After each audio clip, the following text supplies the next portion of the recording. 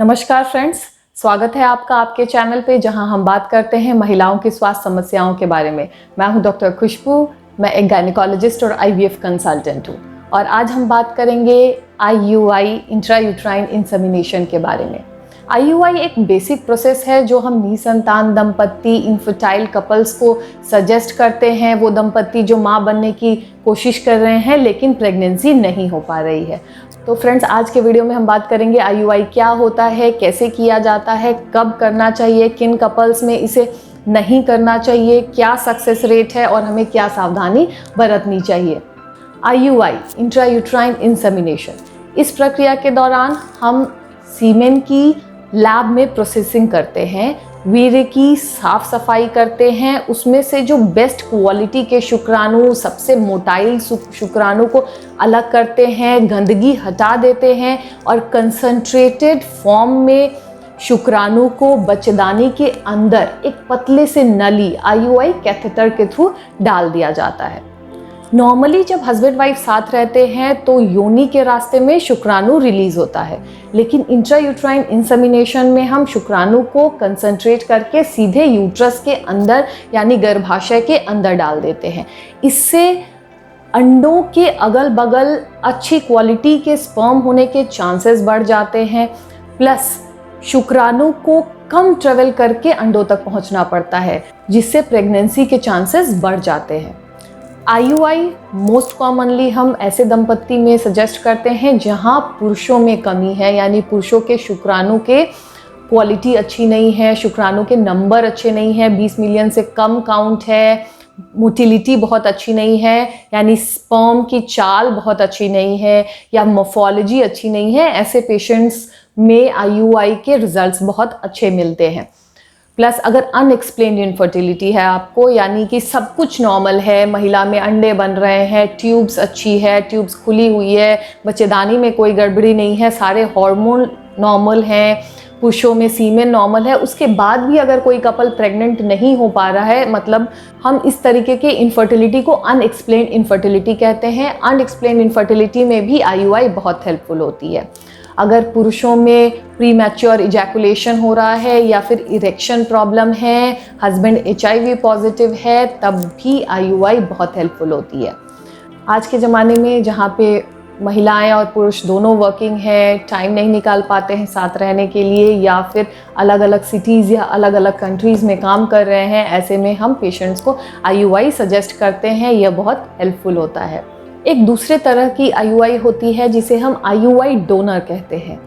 अगर हस्बैंड में शुक्राणु नील हैं, यानी कीड़े हैं ही नहीं, ऐसे केसेस में सीमेन बैंक्स अवेलेबल होती है। जैसे कि ब्लड बैंक में हम ब्लड रखते हैं, उसी तरीके से सीमेन बैंक होता है जहाँ पे सीमेन को प्रिजर्व करके रखा जाता है। हम सीमेन बैंक से सीमेन लेके भी आईयूआई का प्रोसीजर कर सकते हैं। इसे हम आईयूआई डोनर कहते हैं। और एज़ोस्पर्मिक पेशेंट्स में, मतलब जिस पुरुषों में कीड़े नील हैं, वैसे पेशेंट्स में यह बहुत हेल्पफुल होती है। आईयूआई डोनर बिल्कुल सेफ प्रोसीजर है, क्योंकि जब हम सीमेन फ्रीजिंग करते हैं तो सीमेन बैंक्स में सारी इन्फेक्शियस डिजीज़ की, HIV, hepatitis B, hepatitis C, सारी टेस्टिंग की जाती है। और इससे आईयूआई डोनर से जिन महिला में हम यह स्पर्म दे रहे हैं उस महिला को कोई खतरा नहीं होता है, इसलिए घबराने की बात बिल्कुल भी नहीं है। आप आईयूआई डोनर के लिए सेफली जा सकते हो। मेडिको लीगली भी यह बिल्कुल सेफ प्रोसीजर है। तो फ्रेंड्स, ये प्रोसेस हम करते कैसे हैं? सबसे पहले कोई भी दंपत्ति हमारे पास आता है, हम बेसिक टेस्ट कराते हैं, इनफर्टिलिटी के टेस्ट, हार्मोनल टेस्ट कराते हैं, नॉर्मल होनी चाहिए, plus fallopian tube patency test कराते हैं। एचएसजी या लैप्रोस्कोपी से देखते हैं कि फेलोपियन ट्यूब खुली हुई है या नहीं खुली हुई है, यानी कि फेलोपियन ट्यूब पेटेंट है या नहीं। अगर फेलोपियन ट्यूब्स पेटेंट है तभी आईयूआई हेल्पफुल होती है। अगर आपके फेलोपियन ट्यूब्स बंद हैं तो अंडे और कीड़े कभी नहीं मिलेंगे, बिकॉज अंडे और कीड़ों के बीच में एक रास्ता प्रोवाइड करती है फेलोपियन ट्यूब। अगर फेलोपियन ट्यूब ब्लॉक है, मतलब कि जो अंडे ओव्यूलेशन के बाद ट्यूब्स में आए हैं और जो कीड़े हमने आईयूआई के थ्रू अगर बच्चेदानी में डाला भी, तो यह ट्यूब ब्लॉक होने की वजह से ये कभी फर्टिलाइजेशन नहीं होगा, प्रेगनेंसी नहीं ठहरेगी।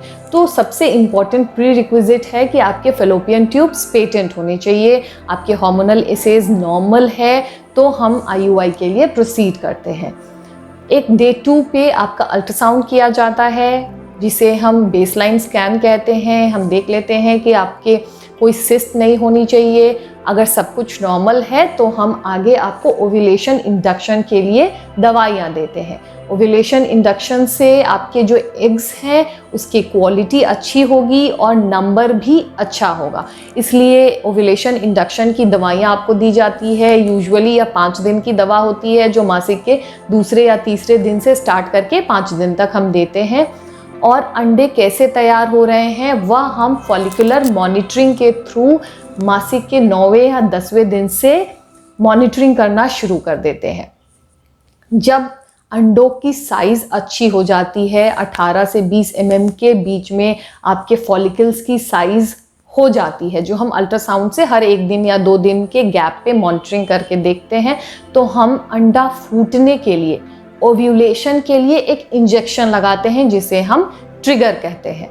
यह इंजेक्शन लगाने के 36 से 40 घंटे के बाद ओव्यूलेशन होता है, यानी फॉलिकल्स रप्चर कर जाती हैं और अंडे, जो यह फॉलिकल है, जो एक पानी भरा हुआ बैग है जिसके अंदर अंडे तैयार होते हैं, वो रिलीज हो जाते हैं और ट्यूब्स उसे ले लेती है।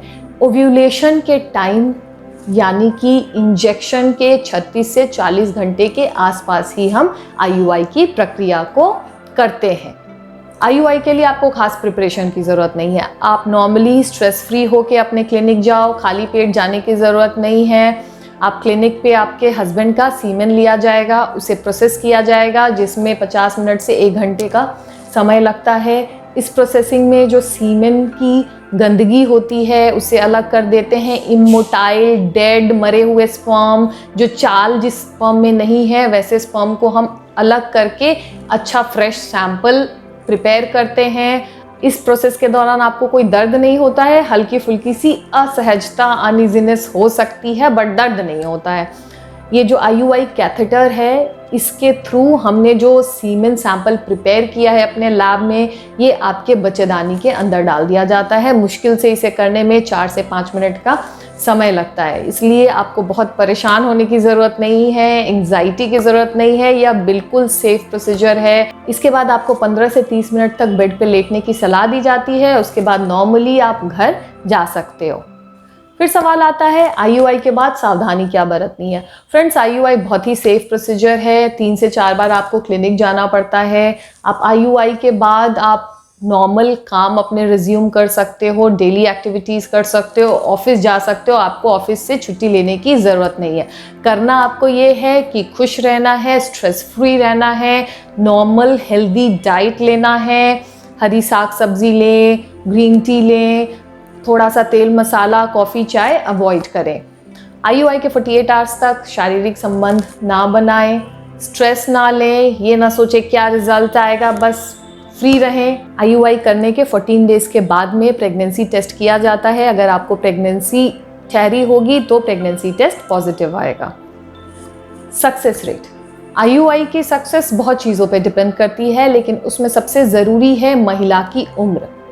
अगर महिला की उम्र 35 साल से कम है, AFC, AMH टेस्ट यानी अंडे बनने की क्षमता की जो हम टेस्ट करते हैं वो अगर नॉर्मल है तो हम आईयूआई के लिए प्रोसीड कर सकते हैं। लेकिन आपकी उम्र जितनी कम होगी, जितने अच्छे अंडे बनने की क्षमता होगी, आपका सक्सेस उतना ही अच्छा होगा। प्लस अगर सीमेन पैरामीटर्स हम देखें तो अगर प्रोसेसिंग के बाद, यानी हमने सीमेन को साफ सफाई कर लेने के बाद अगर जो कंसंट्रेशन है सीमेन का वो अगर 5 मिलियन से कम आता है तो आईयूआई के रिजल्ट्स बहुत अच्छे नहीं होते हैं। ऐसे केसेस में बेटर है कि हम आईवीएफ के लिए जाएं।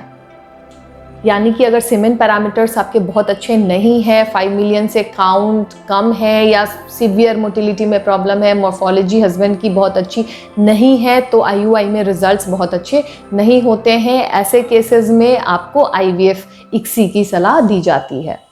अगर महिला की उम्र 35 साल से कम है, अंडे बनने की क्षमता अच्छी है, AMH AFC काउंट नॉर्मल है और हस्बैंड के सीमेन पैरामीटर्स एवरेज हैं, तो IUI का सक्सेस 10 to 20% के बीच में वैरी करता है।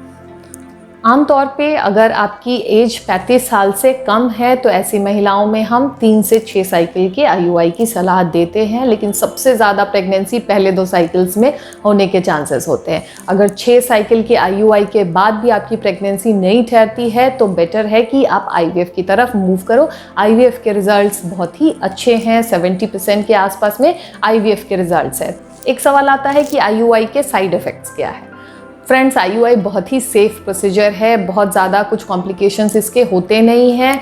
रेयरली जो हमने ओव्यूलेशन इंडक्शन के लिए मेडिसिन दिया था, यानी अंडे बनने की जो दवा दी थी, उससे कई बार शरीर में ज़्यादा रिस्पॉन्स हो जाता है, मतलब ज़्यादा अंडे बनने लगते हैं, जिसे हम ओवेरियन हाइपर स्टिमुलेशन सिंड्रोम कहते हैं। बट ये बहुत रेयर है, ये दवाएं बहुत सेफ़ होती हैं, इसलिए आप बिना डर के इसे खा सकते हो।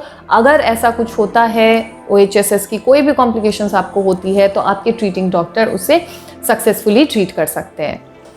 तो फ्रेंड्स, आज के वीडियो में हमने बात की IUI क्या होता है, किस कपल्स में करते हैं, किस कपल्स में नहीं करते हैं, इसका प्रोसेस क्या होता है, साइड इफ़ेक्ट्स क्या होता है, सक्सेस क्या होता है। अगर इससे रिलेटेड कोई भी आपके मन में सवाल हो तो आप कमेंट बॉक्स में मुझसे पूछ सकते हैं या मुझे ईमेल कर सकते हैं। लेकिन मेरे वीडियो को ज़रूर से लाइक करें, शेयर करें और सब्सक्राइब करें, इससे मुझे मोटिवेशन मिलती है। Thank you.